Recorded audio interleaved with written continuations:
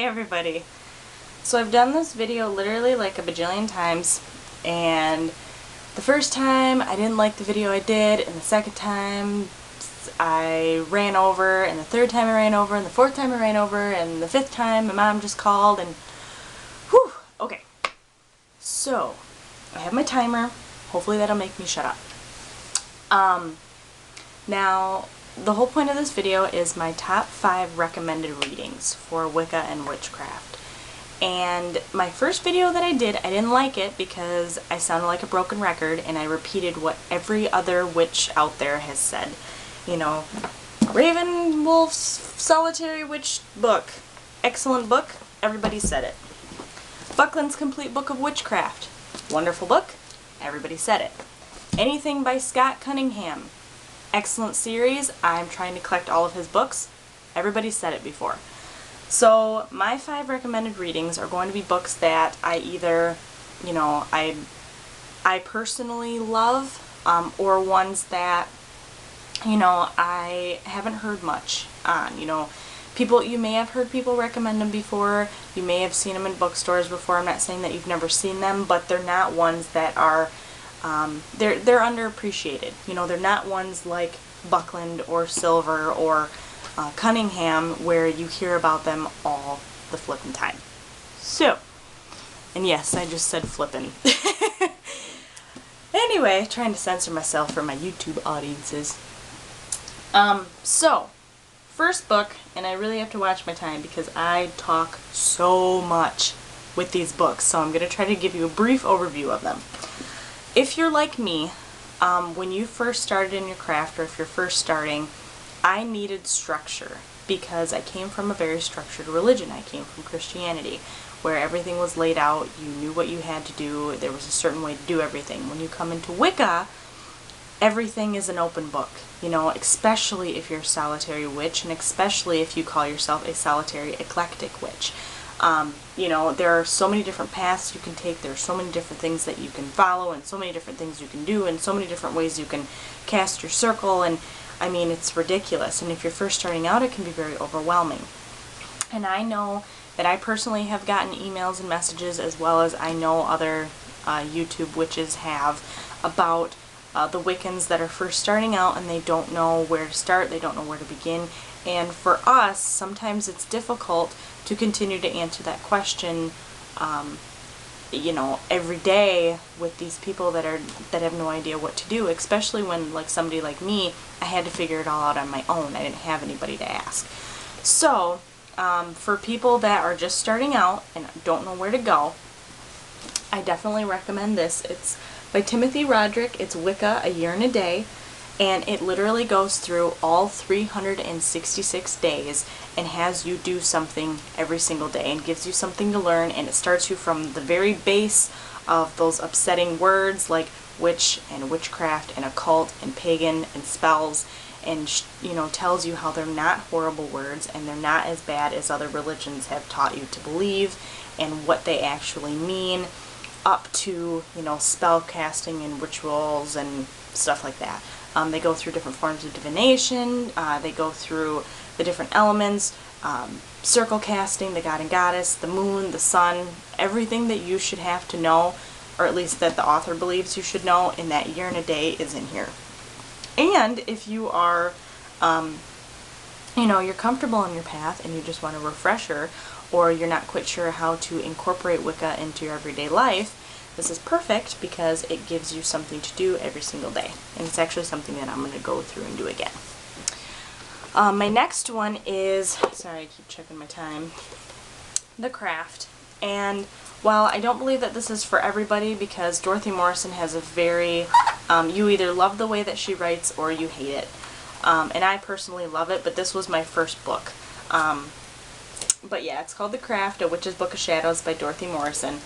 And you know, this was the first one that I ever started out with back when I was 13, and you know, it does go through, you know, the witch and the 13 principles of Wiccan belief, the witch's creed, the different Sabbats, different stones, different tools, you know, all that different kinds of stuff. But this is just one that is near and dear to me because it was my first book.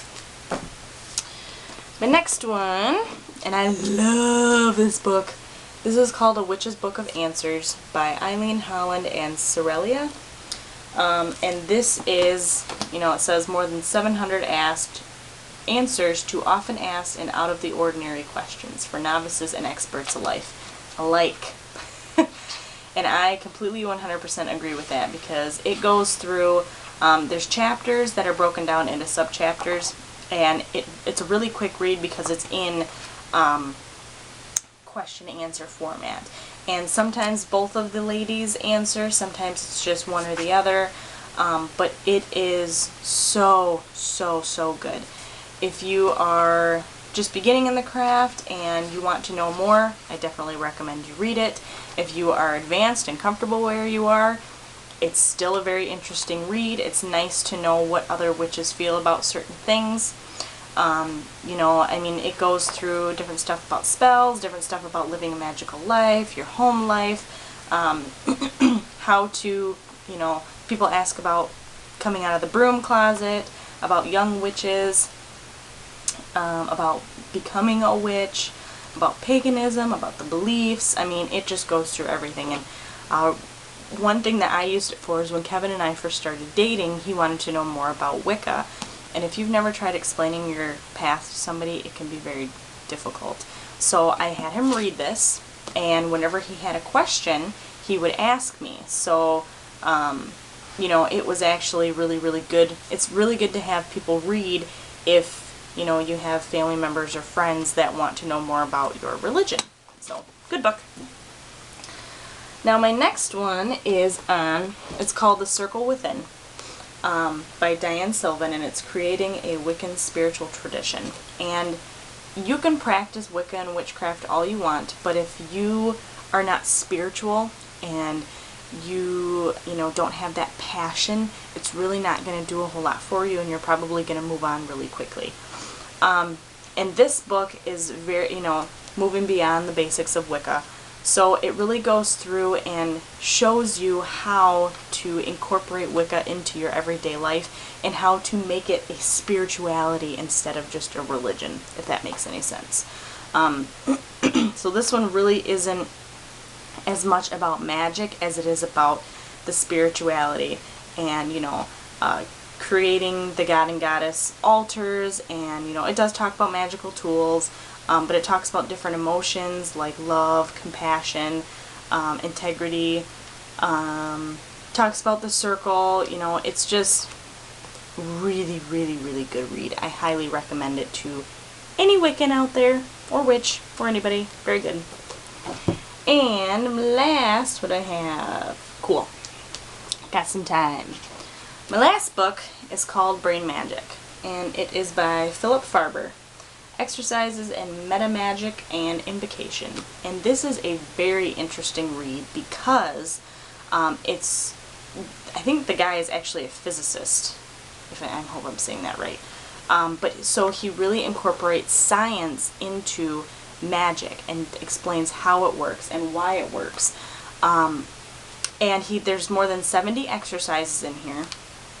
And you start off with exercise 1 and move up through the end of the book, and each exercise builds on the previous one. So, if you do magic and you work with magic, you work with energy, you do spells, stuff like that, this is a really good book for you, because there's actually a lot in here that I've ended up changing because of this book, because he helped me to find out ways of raising energy and doing my spellcraft where it felt more comfortable and it felt more natural, I guess. So, Brain Magic, really good book. So, those are my 5 out of the ordinary recommended readings. Now, I didn't include anything on, herbs or crystals or divination or anything like that, and I have a whole bunch of books like that I talk way too much. And my camera only records, I think it's 12 minutes and some odd seconds, so I wasn't going to be able to do that. But since I did do pretty well and I have a little bit of time left, I reorganized my witchy room a little tiny bit, so I'll take you guys and show you that really quick. How much time do I have? I have 2 minutes and 30 seconds. Cool. Okay. So, all my books are laying down because I have like 6 of them out on the floor over there, but I did reorganize them. I have my Wicca Witch factual books up top. I've got my Book of Shadows over there, and then my spell books here. I have my crystal books here that I'm starting to collect. My herbal books here I'm starting to collect. Divination and psychic books, and books on the paranormal. And then I just went through, this is so cool. Okay, this is a, let's see if I can get you guys to see it, is a shoe rack, like a shoe holder. It's made out of like, you know, this kind of material. It's supposed to go in your closet. But I have been using it, we just bought it, I've been using it for my crystals. So I hated having them in my closet in a box because I just felt like I was suffocating them, and I just, oh, I hated it. Oops. There's my alarm. Anyway, so yeah, got that. Kevin just put this shelf up for me, so I've got my new Mortal and Pestle up here, some crystals. I just got this from Joanne Fabrics. I love it. Got my new baby up here, my other new baby down there, my big old baby down there. Oh my god, I just love it. Love it. Isn't it just so great? Oh my god, I love it. Anyway, okay, so, but yeah, sorry, I know I'm super random, but, so yeah, those were my 5 recommended readings for the Witch or Wiccan, and I hope you guys have an awesome day. Blessed be.